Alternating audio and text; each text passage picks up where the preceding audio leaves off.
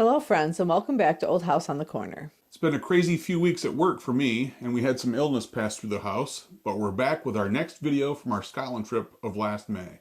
If you saw our last video, you know that we finally arrived back in Edinburgh on May 14th, and this video starts the morning of May 15th in our visit to Edinburgh Castle.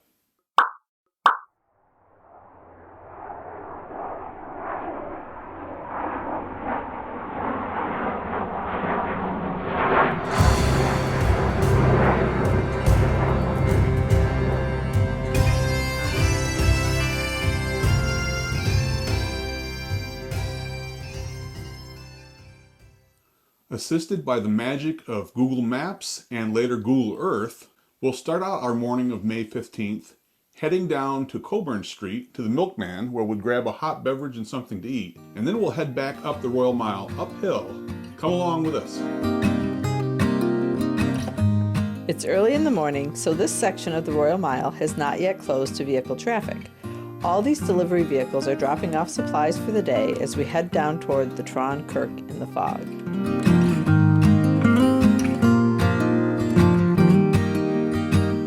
Most of the buildings on Cockburn Street were constructed between 1856 and 1859. The street itself was named after Lord Cockburn, a respected figure in Edinburgh who died in 1854. Henry Cockburn was one of the most distinguished of Edinburgh advocates, known as lawyers here in the U.S. In 1830, he was appointed Solicitor General for Scotland.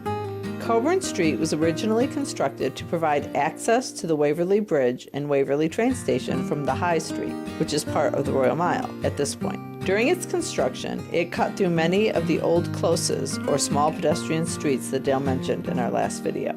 Here's one of those closes here on the west side of the Milkman building. It is called Flesh Market Close. The front of the Milkman is often used as a location for tourists to take Instagram photos. While I did not post this to my Instagram account, Dale did take my photo here before we headed back up the Royal Mile.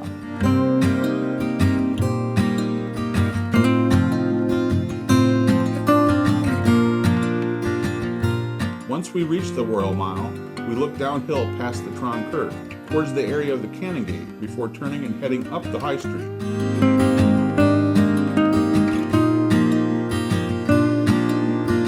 Say good morning to St. Giles Cathedral, just peeking through the fog. Here, we'll turn and see the top of the Flesh Market Close, which Dale just talked about.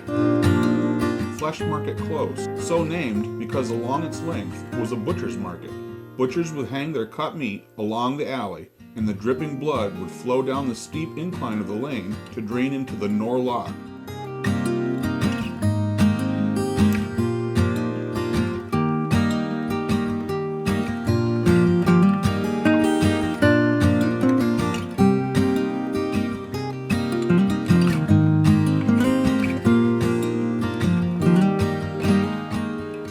As we get closer to St. Giles, we can see that someone has been goofing around and gave the statue of Adam Smith a traffic cone hat.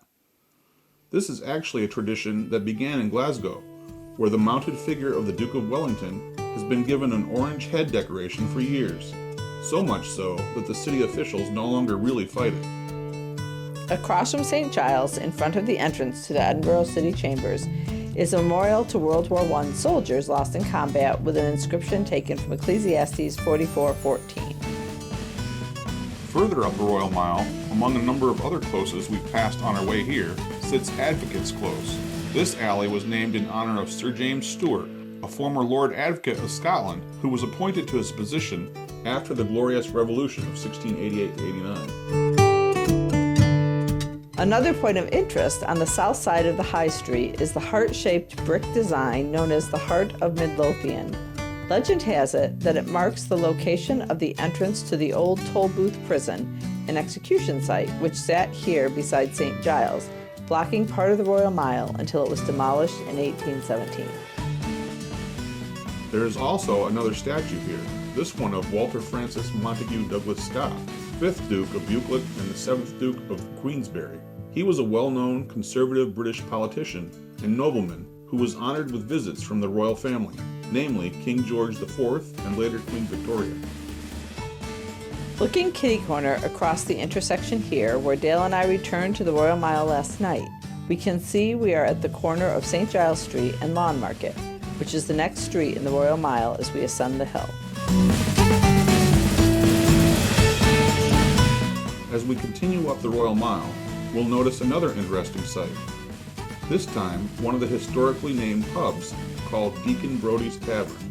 No, he was not a church deacon, but he was a well-respected businessman, furniture maker, and locksmith, and member of society who lived in Edinburgh in the mid to late 1700s. Or should we say, a well-respected man by day, as at night he was the notorious gang leader of a group of burglars who often used copies of the keys to the locks he installed on customers' doors and items of furniture in order to break in and steal from them, so he could finance his gambling habit and support 5 children and 2 mistresses. Author Robert Louis Stevenson, who was familiar with Brodie's alter ego, because his father owned some furniture that was once made by Brodie, used this true-to-life story as the basis for creating his famous characters, Dr. Jekyll and Mr. Hyde. Further along, as we continue our walk, we'll see a building known as Gladstone's Land. We'll tour the inside of this tenement house, originally built in 1550 and later redeveloped between 1617 and 1620 in a later video. We'll keep walking for now. We've reached the end of Lawn Market Street at an intersection where 4 streets come together. To our left, in the direction the black van is headed, we could turn south on Upper Bow Street and head downhill, deeper into the old town. Ahead of us, to our left, is the east end of Johnston Terrace. We'll be proceeding straight ahead to the west, further up the hill on the last street of the Royal Mile known as Castle Hill. The church we see here is the old Tolbooth Kirk, built between 1842 and 1845, which closed in 1979 when the congregation merged with that of Greyfriars Kirk.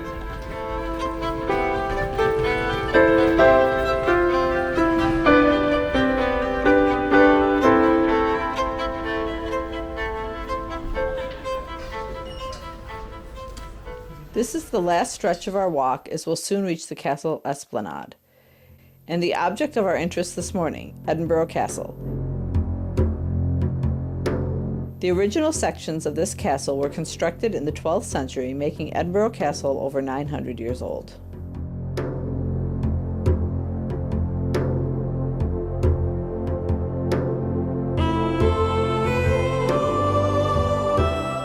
It is now almost 10 a.m., but the fog is still clinging to the upper heights of the city, cloaking part of the castle. Even in May, this location can be busy, as the castle receives roughly just over 1.9 million visitors each year.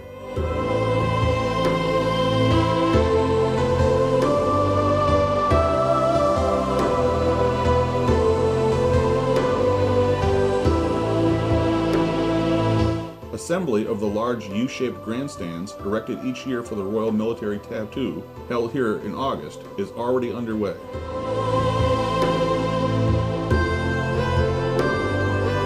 Finally, we reach the entrance and begin our visit into what is called the Guardian of Scotland. Speaking of guardians, the front gate sits between 2 statues with King Robert the Bruce on our left and William Wallace on our right. We're looking forward to getting inside. As Dale previously hinted at, we'll be using Google Earth to assist in our tour of Edinburgh Castle, and this should help you understand better where we are inside.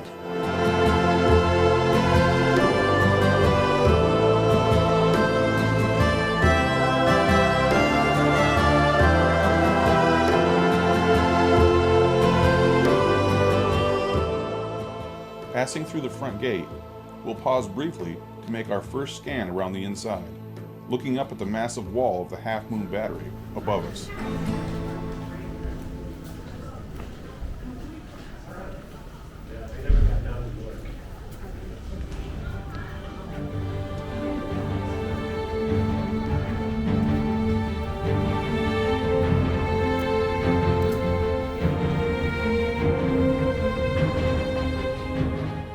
Before we continue further into the castle, we're going to turn around here and look back at the gatehouse we've just come through.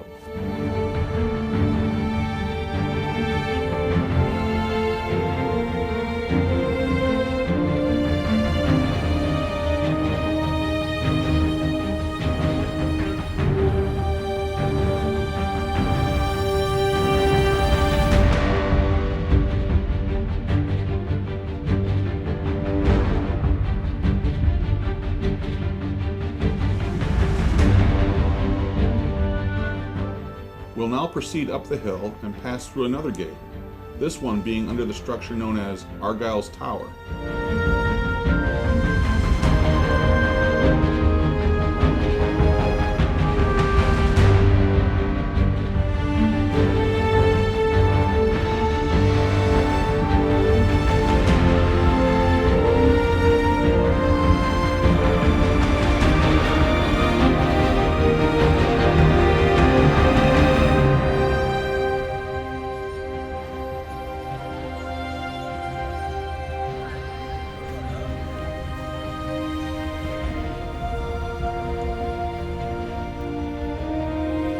On the left here is a plaque in memory of Sir William Kirkcaldy of Grange, who supposedly defended the castle in the name of Queen Mary at the expense of his own life.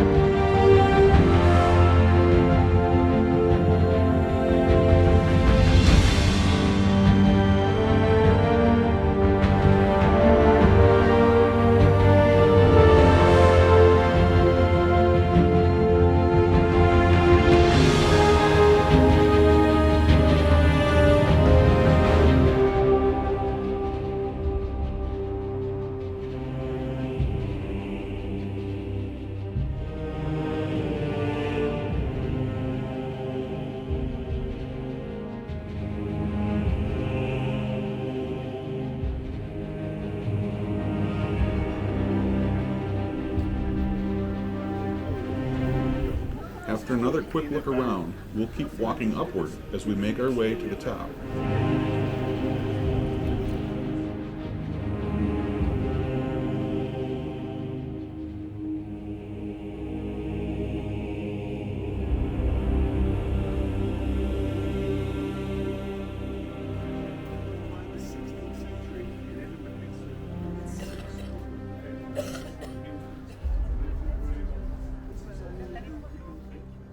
Pausing briefly for a look down at Princess Street Gardens and Princess Street itself below us to the north.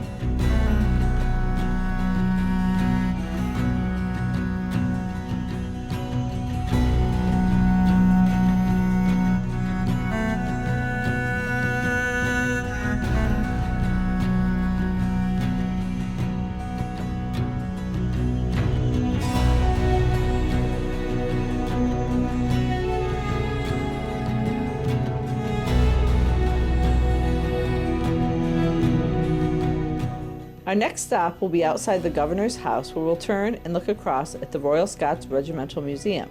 This residence is where the governor of the castle lives. Edinburgh Castle is still an active British military location.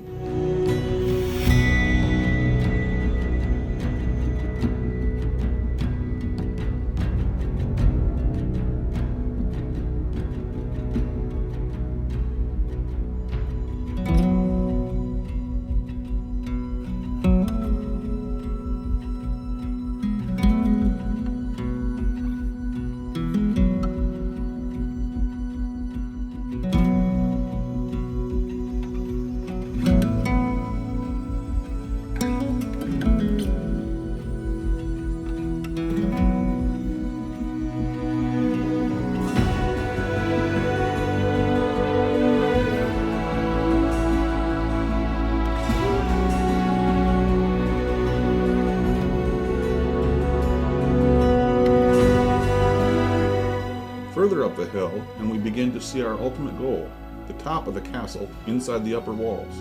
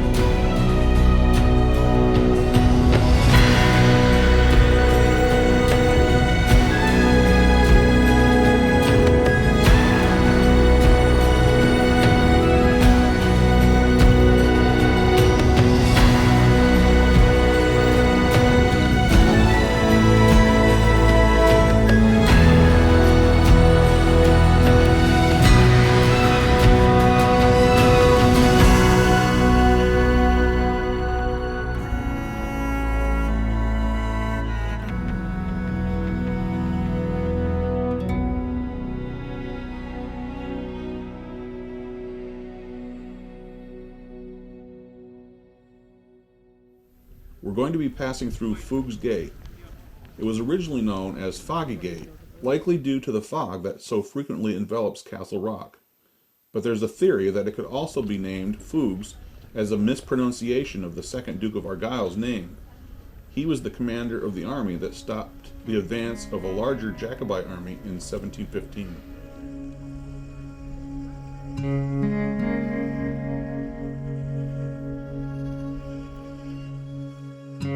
Through the gate and up into the citadel at the top of Castle Rock. From here, we'll get an idea where we want to go first.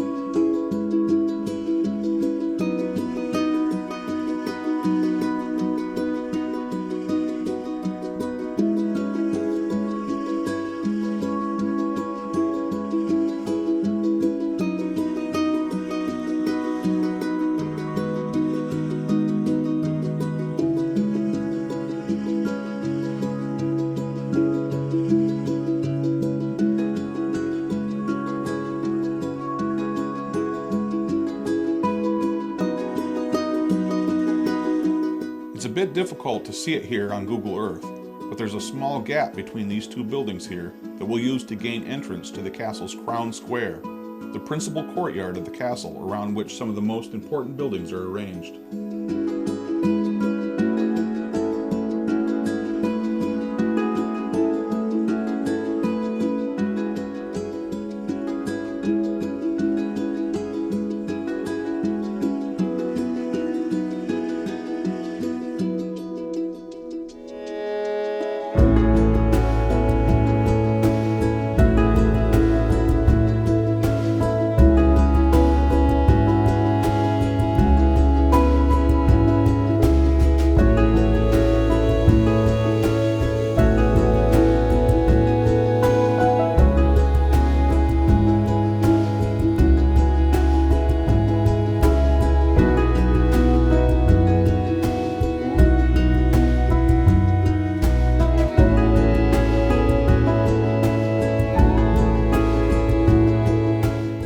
This was the Queen Anne building, originally built as an officer's barracks, as the sign says.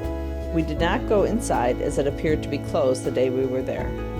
We're looking now at the Great Hall. This will soon be the first building we'll enter here at the top of the castle hill.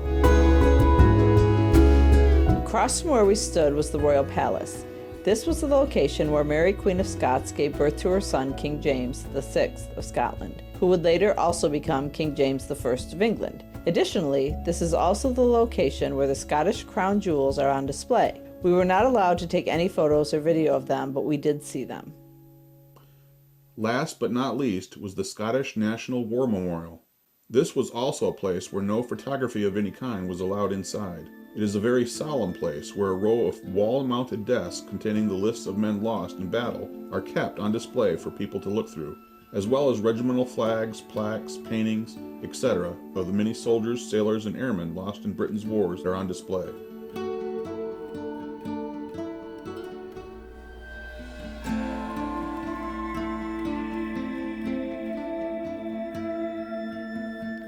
As mentioned earlier, the first building we would enter was the Great Hall. It contains a display of Scottish weaponry and armor, as well as stained glass windows with various coats of arms and names of prominent figures in Scottish history.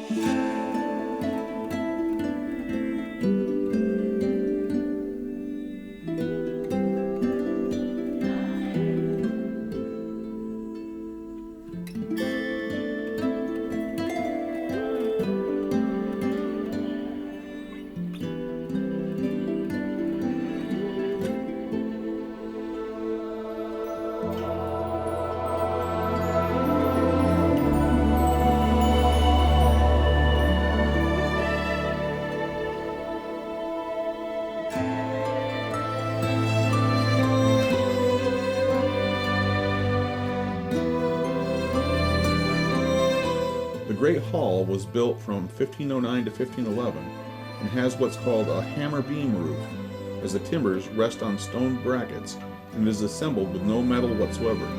It is held together with wooden pegs. The beams were made from trees felled in Norway.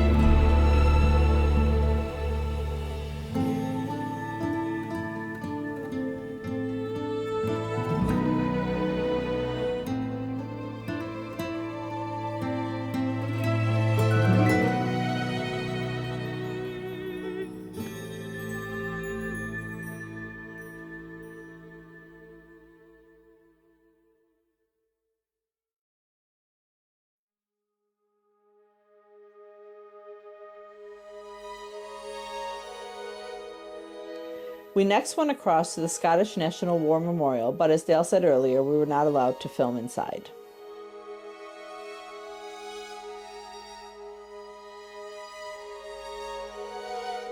So, following our visit there, we walked over to the Royal Palace.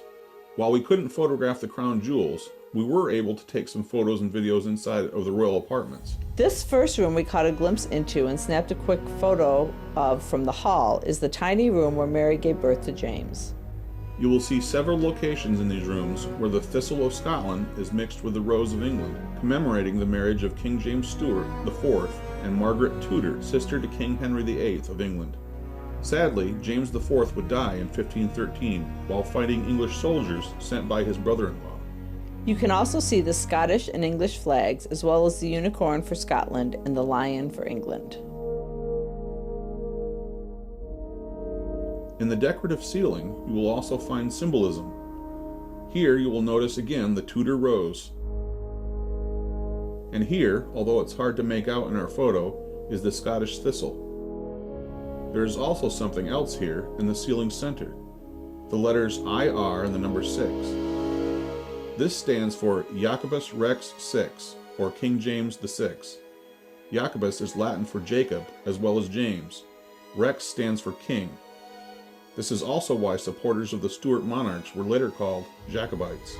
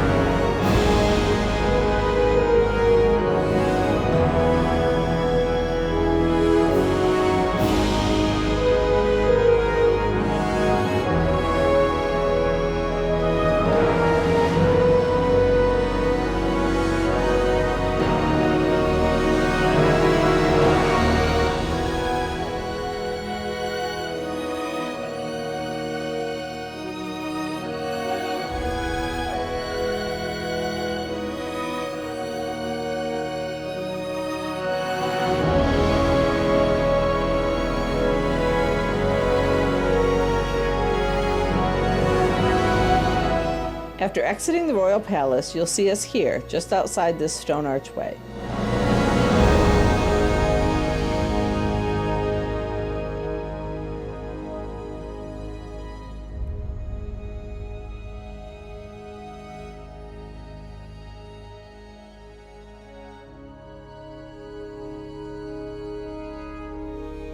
This north end of the palace and two of the stories above were added in 1615 during a renovation project.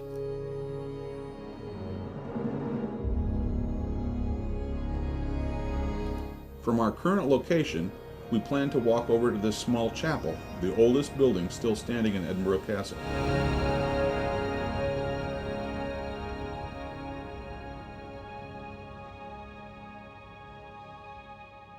But first, while we're here, we'll venture down these stairs underneath this level to see the remains of a tower built by King David II, son of Robert the Bruce.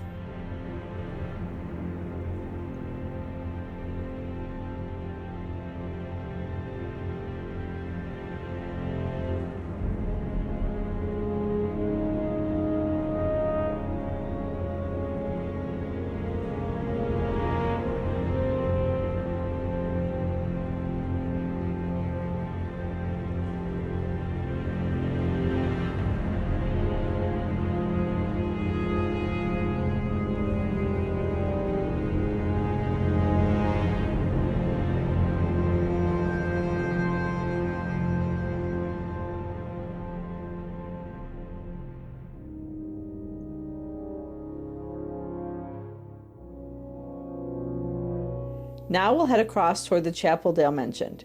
Before going in, we took a look at one of the most famous siege guns in world history, known as Mons Meg. Believe it or not, this was a wedding gift to King James II from Duke Philip the Good of Burgundy.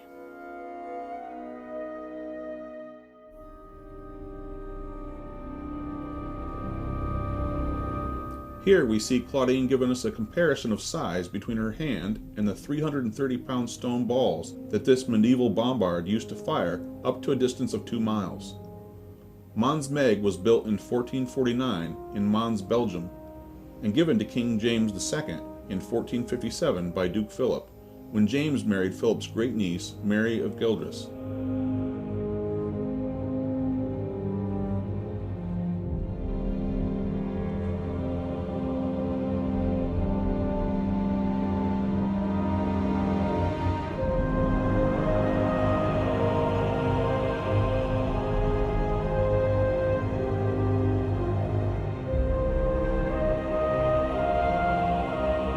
If we were to fire a round today, I wonder what those folks down below would think. Next, we'd venture into St. Margaret's Chapel, the oldest building still standing in Edinburgh Castle, having been built in 1130. It was left as the only building standing after the castle's other buildings were demolished in 1314 by Robert the Bruce, so the English could not occupy the castle as a defensive position again.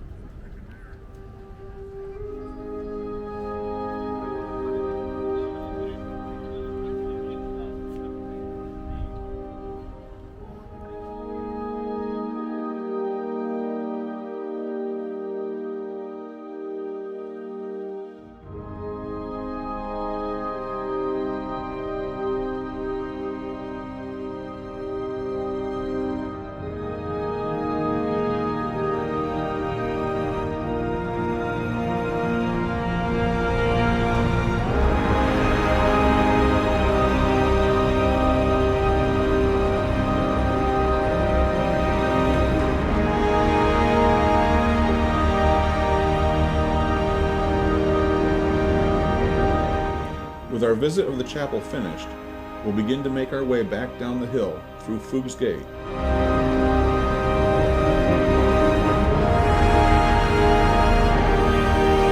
And then we'll proceed to visit the Museum of the Royal Regiment of Scotland. We didn't take many photos inside, but it is filled with many displays of the history of the Royal Regiment.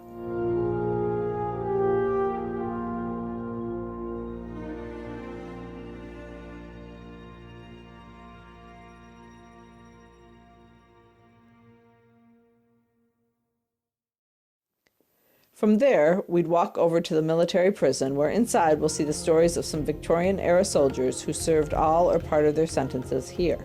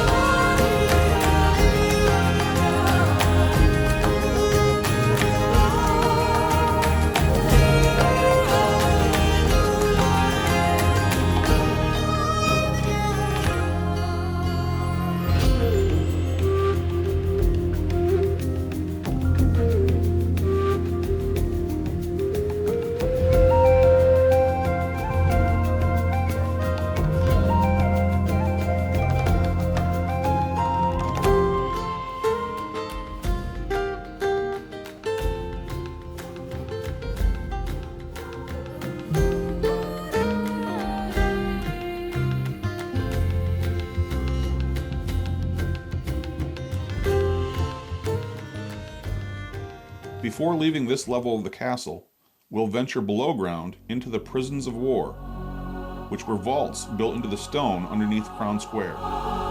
In these cells, between the 1700s and 1800s, were once held prisoners from the French Napoleonic Wars, American soldiers from the Revolution, and pirates and privateers. Some of the old cell doors are on display, which still hold names and images carved by the prisoners.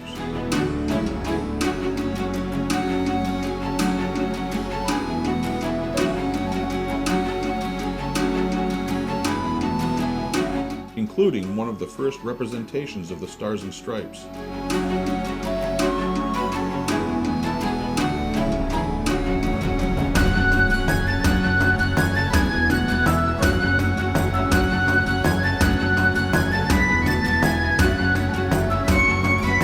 The model ship and the intricate wooden box were made by prisoners incarcerated here.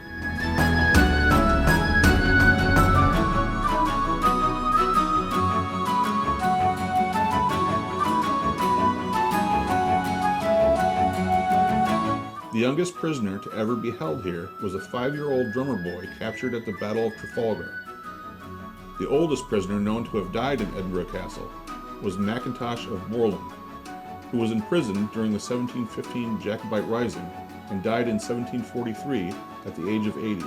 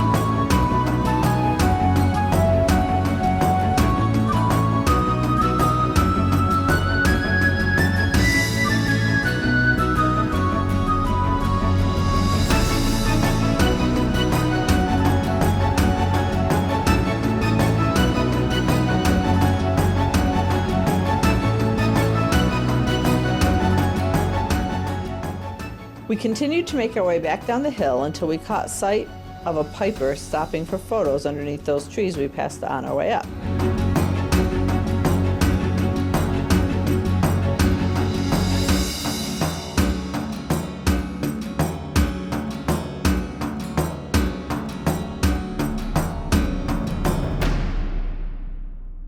Then, as we walked further, we realized we had not made the climb up what is known as the Lang Stairs or Long Stairs.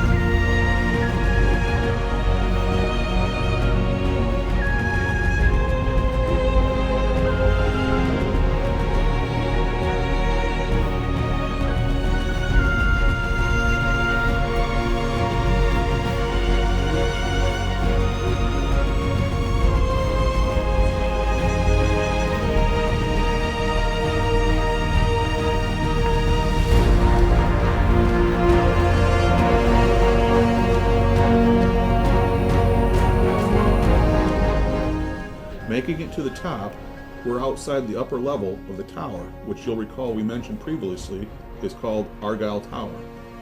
That's because one of the most famous prisoners of the castle, the 9th Earl of Argyll, Archibald Campbell, was held here prior to his execution by beheading in 1685. You may remember us mentioning him during our visit to Castle Campbell in Dollar in a previous video. The image on this sign is taken from a famous painting named The Last Sleep of Argyll and depicts how he was found on the morning of his execution.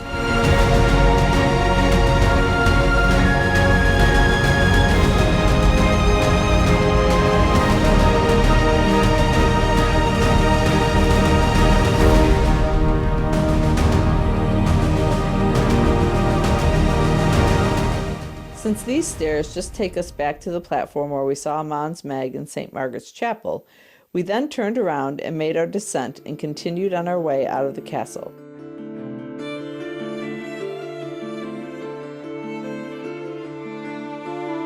Here's another view of Princess Street on our way down.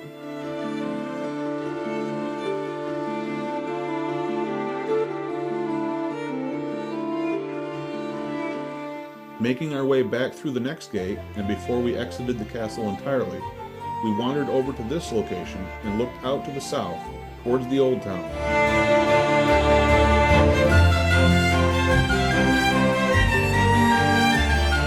Then we took one last look at the castle's front gate as we left. It was an interesting visit. We then walked to the stone wall lining the south side of the esplanade and look out again towards the Old Town, specifically over the street known as the Grass Market, and then look down below us to where many of the tour buses park.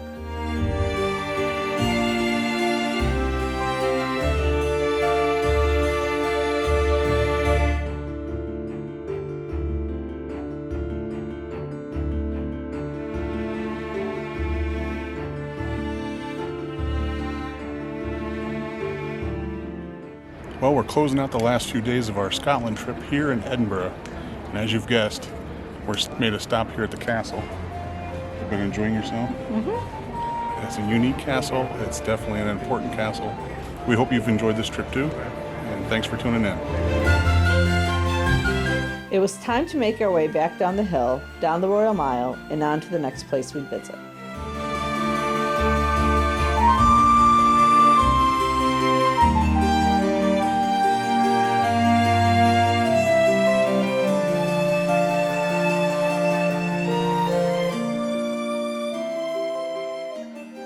We hope you enjoyed our visit to Edinburgh Castle, and thanks for taking the time to enjoy it with us.